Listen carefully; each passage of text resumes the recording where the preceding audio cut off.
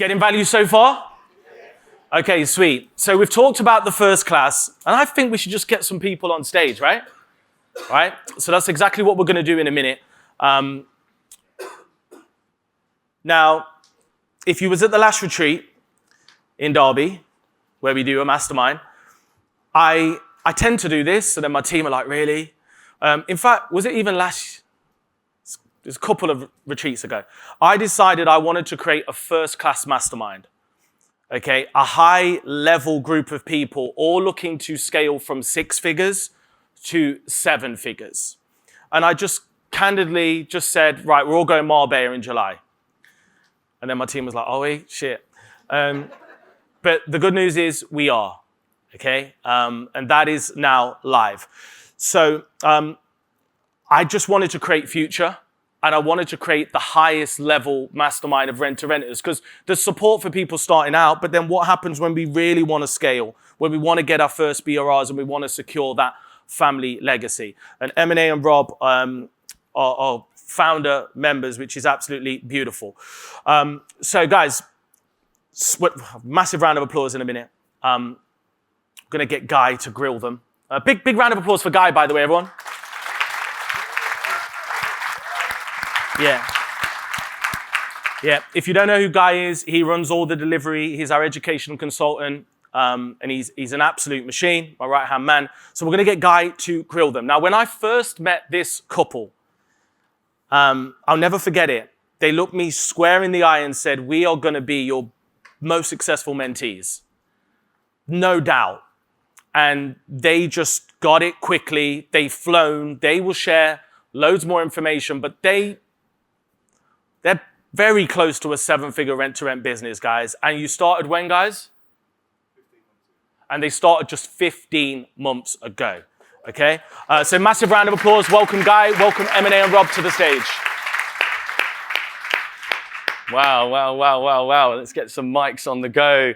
I actually asked Simon if I could do the interview with these guys. I always feel like I miss out on an opportunity to speak to esteemed members of the now SSO First Class Mastermind. Are you guys comfy? You good? And everyone can hear me okay at the back? Just making sure everything's all good. Amazing. It feels weird to sit down. I do a lot of pacing, hey? But here they are, guys. And just that timeline you just said, how many months? 15 months. I might just have to do another one of these, guys. Like, what? 15 months. Do you want to test your mic? So make sure. Hello. Testing. Amazing. 15 months, guys. Getting close to that 7-figure stuff. That's absolutely mental. I'd love to dig really deep into how you guys got there and any tips and tricks that you guys can disseminate to the audience there. And you know who to hit up in the breaks, hey? You know, this is just a roster of, one of the questions I always encourage people to ask on days like this, weekends like this, is find someone who knows what they're talking about and ask them, who do you think I should speak to this weekend? Well, who's going to be on your list? Well, I can see a bunch of them down here, but these guys are on that list too. So, Rob, M&A, thank you so much for agreeing to have me grill you slightly for the next 30 minutes or so. I'd love to start just by getting a bit of a preview of your background, guys, just in general, and where that was 15 months ago. So, I mean, Emily, do you want to just take us off, please? Oh, background. How far am I going to go? Yeah, just before the rent-to-rent journey began, I would say. So like 6 years before, we were doing buy-to-let property investment and development. So I was in the property space, but not as a rent-to-rent strategy. Yeah, that was the 5 or 6 years before. Wow. Okay, cool. So then, Rob, similar situation. Obviously, the transition didn't happen quite at that stage. Yeah, I think M&A introduced me to sort of property investment as a general idea. She already had one that was working for her and sort of suggested that maybe I should look into it as well. As my knowledge grew over the years and I got buy-to-let under my belt, I started looking at other strategies and rent-to-rent came up, but it wasn't the right time for us because we weren't there yet. Interesting. I want to know why, but before I ask the why they weren't at the right stage, just a show of hands, please. Who's got a buy-to-let right now? Who is a current landlord? Hands high for me. Amazing. Guys, you've got the leverage. Okay? If you're not exploiting that right now, make sure that's part of your pitch, hey? So what was wrong with that timing, in your opinion, guys? M&A was very much on the buy-to-let, single-let train. It works. It's what I've trained in. I know it, and I'm going to keep doing it until it doesn't work anymore. Okay, interesting. And I'd love to get the opinion, Emily, on this as well. As we know, anyone who's following any of the data, 2025 is set to be the worst ROI for landlords in history in the UK. So sorry for those of you, hands were up. I count myself among your esteemed company. But yeah, it sucks to be a landlord right now. And it's going to suck more this year. So that bit's not great. But what we're building here is separate to that. And Emily, your opinion obviously was a very traditional property investment strategy, which is exactly my situation as well. Yeah. So then what happened next? I think for me, I was focused on let's build a portfolio of assets we own. I was very much of the mindset that because we're in London, capital appreciation is key, and you can still get decent cash flow on your buy-to-lets. And I just thought, you've got to own the asset. I was very sort of, as Rob said, quite narrow, not narrow-minded, but I was focused on that strategy. And we'd heard of rent-to-rent before, like 6 years ago, but I just disregarded it because I thought, oh no, I want to build stuff I own. Yeah, and I think it's analogous, my journey as well. Again, go back 6 years, I had my dad being very traditional in his view as well, that this is what you do, this is how you do it. And if we don't move with the times, we fall behind, hey? They're called the Red Queen effect, if you're interested. It's an evolutionary theory. On that, what really gets me is that you had that portfolio, and at what stage did you decide that maybe you needed to try something different? So we started building our portfolio. It was going well. The cash flow was decent. But you realise you can only get so much cash flow from each buy-to-let. And we really wanted to increase our cash flow significantly. And I thought, well, at this rate, it's going to take years to get to the goal that I want to get to. And at that same time, Rob was really listening into Simon's podcast and learning more about the rent-to-rent strategy. And once we talked about it more, we sort of realised actually we can get to our cash flow goal a hell of a lot quicker if we adopt this new strategy. So did you organically find that podcast through the interest of looking into other strategies to build the cash flow? How did it work, Rob? Yeah, I guess so. I was basically hungry for information, trying to work out how to leave my job in the quickest or in a supportive, like a secure, quickest way possible. And I was just looking for ideas to sort of moon rocket, I guess. Yeah. Who's in a similar situation to Rob right now, where that's kind of what you want to do? You want to be in a position where you can reduce your hours as you build the cash flow in your rent-to-rent business to the point where it's safe, and obviously that's a metric that can vary lots. Just a show of hands, please. So who's looking to really bring down that time, exchanging time for money for somebody else? I love it. Okay, great.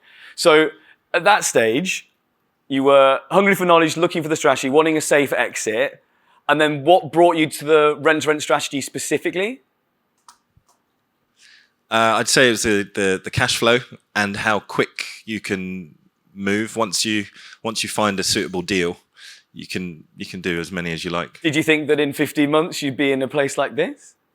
That was the goal, but sometimes you don't quite meet that. Well, Simon obviously said you guys were super ambitious, and you said we're going to be the best mentees that you've ever had, etc. So obviously, you smashed that goal too. Okay, so why didn't you just do it? What was the transition there? Going back to that whole idea of doing it in a secure way, I really wanted to understand the mechanisms that were needed to get it right and not sort of waste the time making the mistakes. Because I'd heard this podcast, best part of a year, I think I listened to Simon's cast. And I just thought, I don't know anyone else who I'm confident in going with to show me the way. And obviously when it came to the point where, yes, we want to do it, we looked at other options, but Simon was, head and shoulders above in terms of the offering and where we wanted to be. Was there anything about the rent-to-rent model that you were unsure of that made you feel like you needed help? Probably the contracts. We did. Hands up if that's one of your things. Contracts. Using the right ones. Having the right clauses. What's the difference between a break and a termination? Whose is whose? Who's liable for what? Because what happens if you get it wrong? Yeah. And we've got a session on contracts this weekend, guys, don't worry, and how to use them to leverage negotiation. So contracts is one thing. Anything else? I think just understanding and sort of accepting in our hearts what the actual positives are, what we are offering the landlords and people that have properties that we might be wanting to take control of. Because nobody likes being a sort of cold call salesperson, feeling like your customers aren't even interested in what you're trying to give them. So we really needed to get on board for ourselves what it was we're selling to secure the properties, because we had money and we knew we wanted to secure as many properties as possible with that money, and we wanted to basically convince as many people as possible. Okay, so the tools on how to do the convincing alongside making sure contractually it was safe, done right, therefore hopefully secure cash flow too. Yeah, as well as systems. We obviously knew that Simon had his systems in place. He'd been there, done it. And obviously they say there's no fast track to success, but if there was, it would be having the right mentor who's already just been where you're trying to get to. So that was key for us, is getting a mentor who we could almost just copy what they've done. Yeah, literally, if someone else has made the mistakes. So the opportunistic cost is kind of what we would call that, wouldn't we? Time spent not making the mistakes you've saved in terms of building your business time. Okay, cool. So at that stage, you pulled the trigger on the model, the support. Talk us through the next sort of 6 months and the timeline. You know, let's maybe start with the biggest challenges in those first 6 months or so. I think the biggest challenge was just finding that first deal. Okay.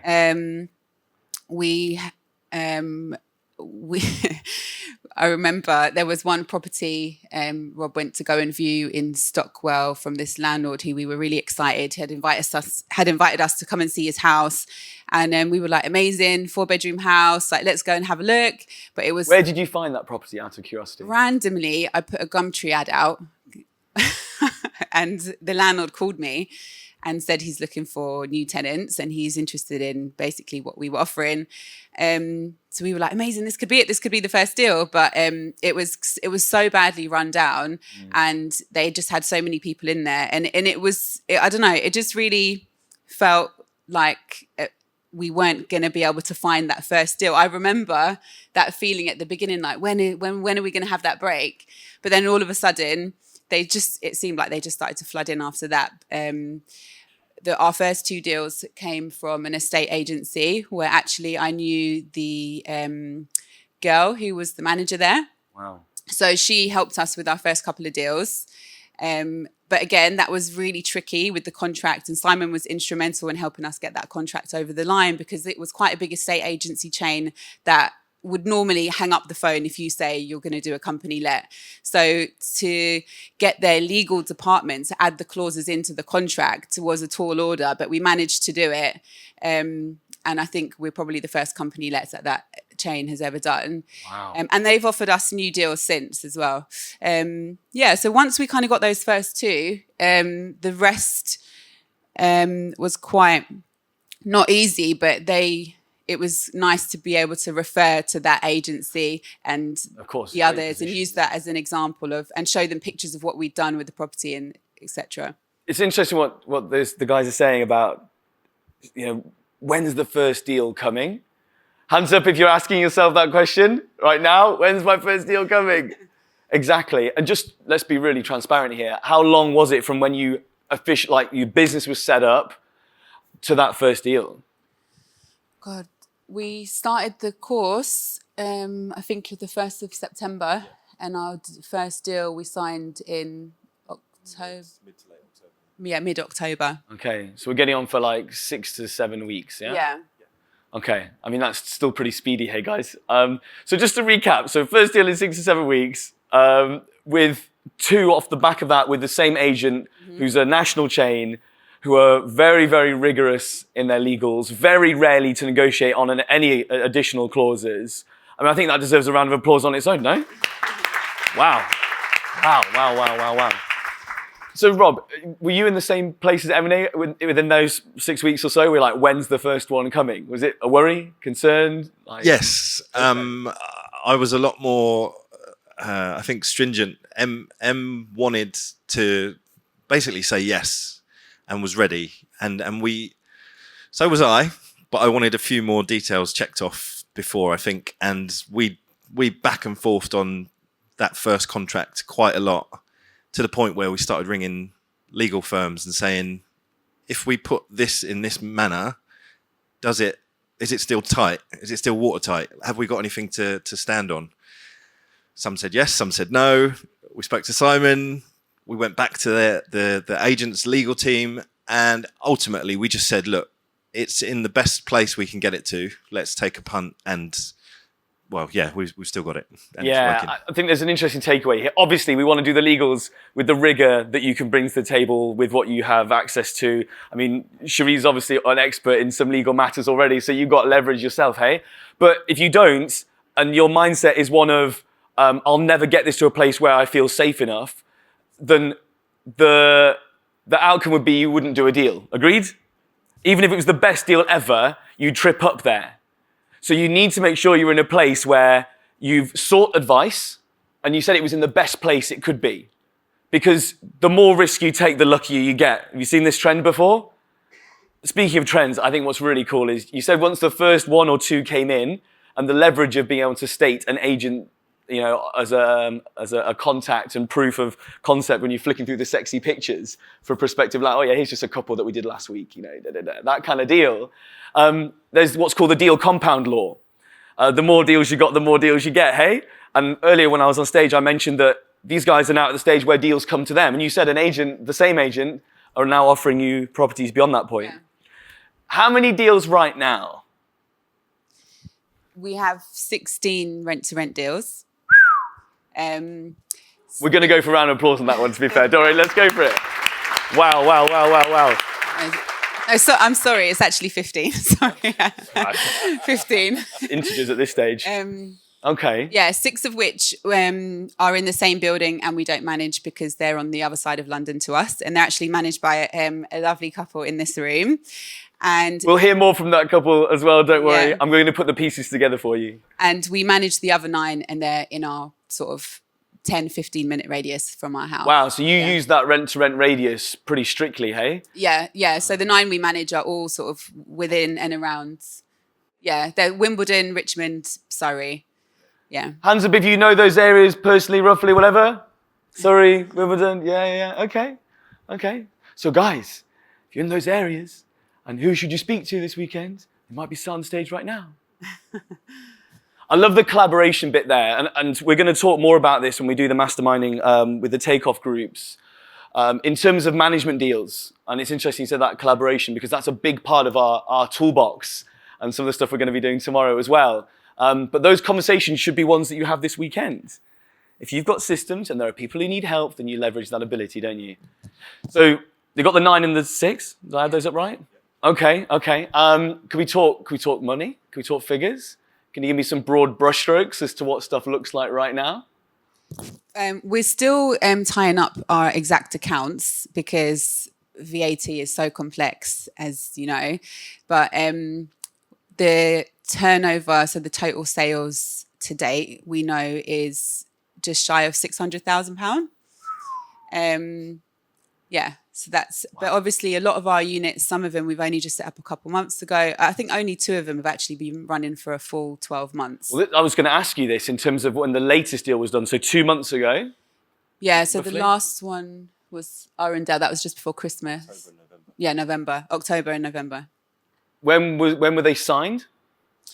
Yeah, October and November. Okay. I was hoping it was going to be closer to December and I could reiterate that whilst everyone was sleeping and in the pub and watching football, people were doing deals. And one of my one-to-ones, Ibby, he did 2 deals on New Year's Eve, signed.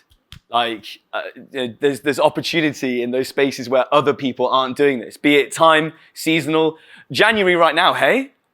I mean, there's parts of this industry that are pinched now. It's market cycles, that's the way it is. But if you could leverage that, that's maybe something to consider, a talking point for the mastermind later as well. Okay. So some big figures there. Could you talk about the biggest challenge in your business right now, please? It's probably the red area of what we were doing with the circles earlier. So that whole systemizing teams, processes, we're just really trying to fine tune all of those things. That's our focus at the moment. We want the business to be able to operate as efficiently as possible without us being so hands-on. We're expecting our 3rd baby this year. So Well, we've got to do an applause for that. Wow, well done, guys. Amazing. So that's a real priority, is to offset as much of the work as possible. Still to overlook, obviously, everything. But yeah. I love that idea that the systems are built into the planning for you to get the time back, which is the goal of this year, by the sounds of things. I think I just want to holler Roxy on that. For those of you who have already watched it, I'd love your feedback. But Roxy's got a session in the live training library for the Takeoff Group on how to outsource the vast majority of those petals in that Rent-to-Own 2.0 model. Obviously, they require timing and expertise in some ways. But guys, I think if you're ever going to speak to anybody this weekend about doing that, these guys are doing it, and Roxy's a good person to hit up this weekend on that too. So in terms of systems, where are you at now? What's it able to give you back time-wise? Are you guys still working? Is it still a thing? Yeah, I guess the really good thing that I've achieved over the last year is that I've reduced from 100% sort of rota to 85%. Nice. So I basically get 3 days back every month, which means a lot. You know, there's a lot of 4-day weeks going on, which is nice. Who would like 3 days a month off to do your stuff? Like, Jesus, I mean, imagine what you could build in 3 days, you know, crazy. I mean, we're happy for a bank holiday, no? And what do we do on a bank holiday? We could probably be more productive, no? I probably could anyway. Amazing. Well, I mean, so 100% down to 85. What's the next step, would you say? Is there a next step? Yeah, I think I'd really like to. Obviously, the end goal is to leave my job and be in this business in a position where we're making sort of high level decisions, but not working in the business, similar to what Simon was talking about earlier. But sort of in the shorter term, the next year or so, I would like to move closer towards sort of 70%. I like to feel secure, and I've got a growing family. We've got a growing family, so we'll get there. Yeah, because taking the leap of faith is all about your risk tolerance, isn't it? And I know plenty of people who've hit that $5,000 net monthly figure and just been like, I'm out of here. You know, the power of owning the decision and just taking it is, you know, one that takes balls, hey? But like Rob said, maybe that's not the right decision right now with you're providing for your family. I mean, Emily, what's your year looking like in terms of work and this business? So yeah, Rob's full-time, reduces hours. I look after the kids. They're still very young, so they're quite demanding on time. And I run our buy-to-let portfolio, and I do most of the sort of rent-to-rent business as well. This year, we've got a big refurbishment project going on. So one of our buy-to-lets, we're trying to double the square footage on that. So we're just putting planning in through with the architects. So that's a big focus this year. Obviously, the baby come in. Systemizing and getting our team in place is a key thing. We've both started sort of mini courses, learning different AI tools, which we sort of want to keep our learning going as well. And I'm sure there's going to be crossover of from that learning into how we can implement that into the rent-to-rent business too. And what else this year? I think it sounds like a jam-packed year already, also, to be honest. And we also want to acquire 6 new rent-to-rent deals, but that'll probably be in the second half of the year. Wow. Okay, so that puts the portfolio into the 20s. Yeah. I do want to talk about future, and I want to give the guys an opportunity to ask you some questions too, because I can imagine I've already prompted it. You ought to be doing that. You mentioned about increasing the square footage. I don't want to dwell on it, but what's the purpose, outcome? What's the goal of doing that? So the house, it's got great potential. It's a 2-bedroom house on a decent sized plot of land, and it can be developed into a 4 or 5 bedroom. Wow. So it will double the value of it. So And what will you do with the property at that stage now that it's doubled in value prospectively? so we think we might move into that one. I thought maybe that would be Yeah. And So the aim is obviously with our rent to rent money that we make to just continue building the portfolio of properties that we own and developing those. Amazing. In terms of future, guys, and I will give you a chance, don't worry. What's your longest timeline that you guys have discussed? Are we talking like 3-year, 5-year? What does that look like? Give the guys an idea of where we can hold you accountable. Yeah. I think the 3-year goal is probably as far as we've talked about in any depth. So year 3, 50 rent-to-rent deals, whether they're HMO, SA, not sure yet. And just being, having sort of one or a couple of roles within the company, high-level stuff, as Simon was talking about, to make those decisions that are really high value. Working on the jobs. business rather than in it? In it, yeah. So what would the monthly net look like at that stage? Or have you done it in terms of number of deals? We've already discussed you probably shouldn't do it like that, as it's an ego thing possibly.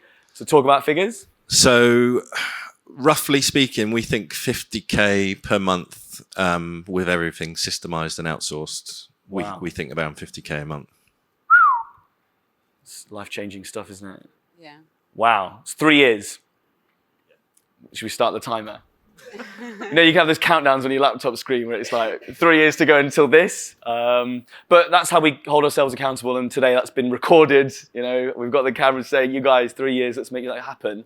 The First Class Mastermind is a big part of that. And it's exactly what that, there's actually I don't know if Simon mentioned, maybe I shouldn't mention it. There's actually an additional circle to that model. Did he mention it? Okay, maybe I feel less bad then. But that model is the start, and you guys are at the systems bit. There is an additional part of that that First Class Mastermind will expand on. We're so grateful to have you guys on board, and I think you guys have done an unbelievable job in 15 months to have got where you are. And your risk tolerance is obviously in a place where you guys feel happy. If you were to give one piece of advice to people here, with or without current deals, I mean, Emily, first of all, what would you deliver? For me personally, what I always find empowers me is just being really clear on what is it that I'm trying to achieve this year.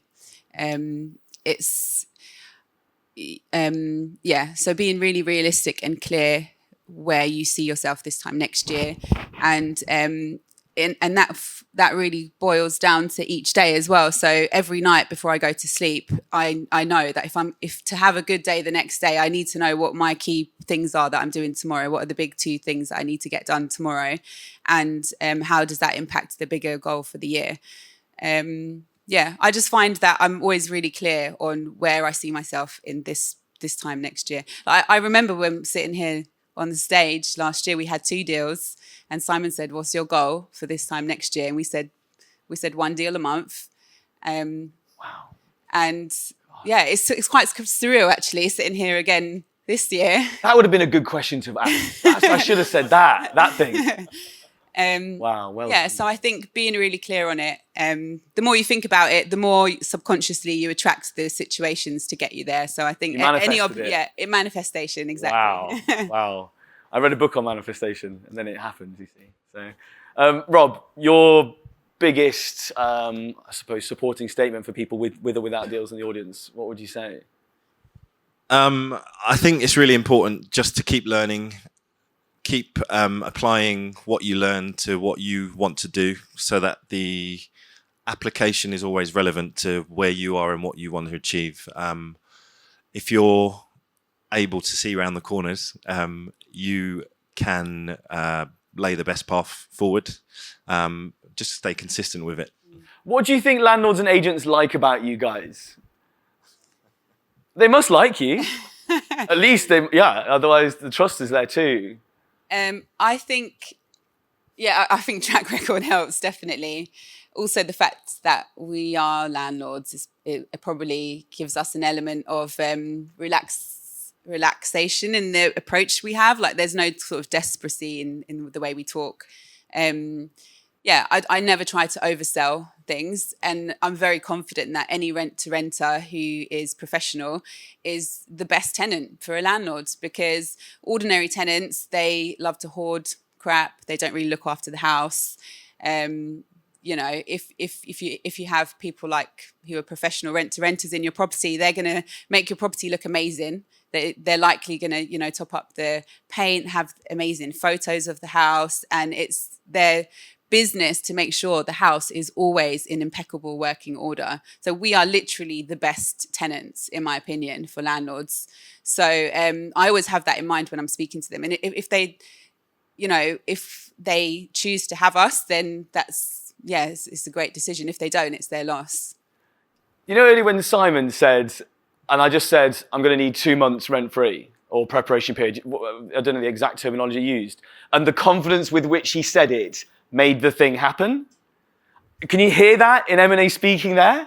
Mm-hmm. And if you listen to Ala, even last week, Ala and I were on a session where we actually butted heads because Ala was saying, Guy, you don't need that. You just need to bring integrity to the table and really believe in what you offer as a service. And I totally agree. And I think you guys embody that entirely. I'm conscious of time, but I do want to make sure that we do a little quick fire. So I'm going to grab Rob's mic. A bit impromptu. I'd love just as close as possible to me. Anybody want to ask a question of these? Yes. Fiona, go. Hi guys, lovely to see you. I know that you said it's difficult to put a number on it, but so you said that it's about £600,000 that gross. So roughly, that's revenue, not revenue. Oh, sorry, revenue. Right, okay. So roughly, what's that looking like on monthly net? Yeah, good question. So we've like always sit and calculate this. So it works out on average, out of the 9 units that we manage, it works out £2,000 cash flow at the end of each month. That's through sort of high and low seasons. Because 2 of them we've had for 2 months, so we've been through the whole sort of cycle. But they're all looking at a £2,000 average. So that's after guaranteed rent, after the OTAs take their commission, after the cleaning fee and maintenance fees. It works out about £2,000 and bills, each unit, yeah. Great, thank you. Wow. Yes, Matt. Got a few more minutes. I'm curious, what types of properties do you have in your portfolio? I'm not too far away from you, and where are you based? So Windsor and Ascot. Oh, nice, yeah. So they're all sort of family houses. Yeah. So 3, 4, 5, 6-bedroom family houses. Okay. Yeah. Brilliant, thank you. But there's 6 up in Finsbury Park that we don't manage. They're all sort of studios. Okay. Yeah, 1 beds. And at the typical rentals for these things that you're paying? The guaranteed rent? Yeah.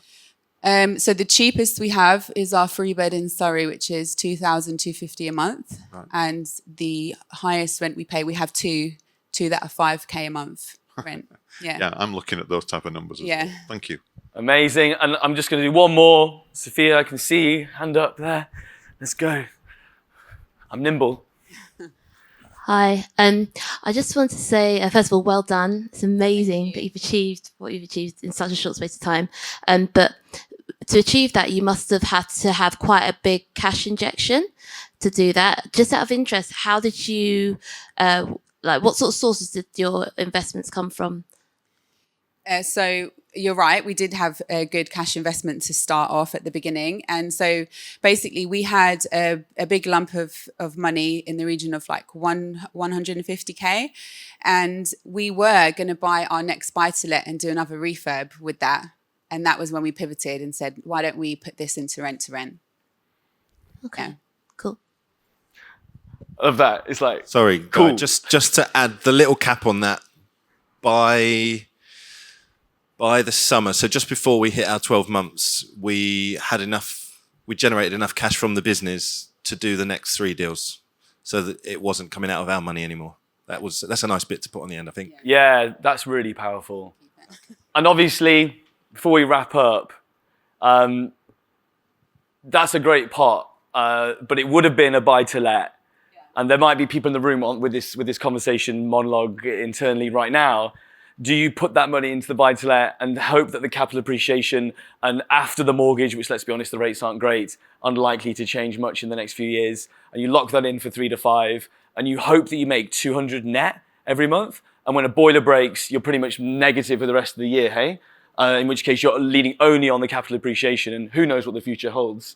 That seems like a less net positive outcome than applying the cash flow like you did in the education, getting sure with the contracts, making sure you had the roadmap, and then pulling the trigger on your first few deals to drive the rest of it. Is that right? Yeah. Absolutely amazing. Guys, these need a round of applause, hey? Let's go for it.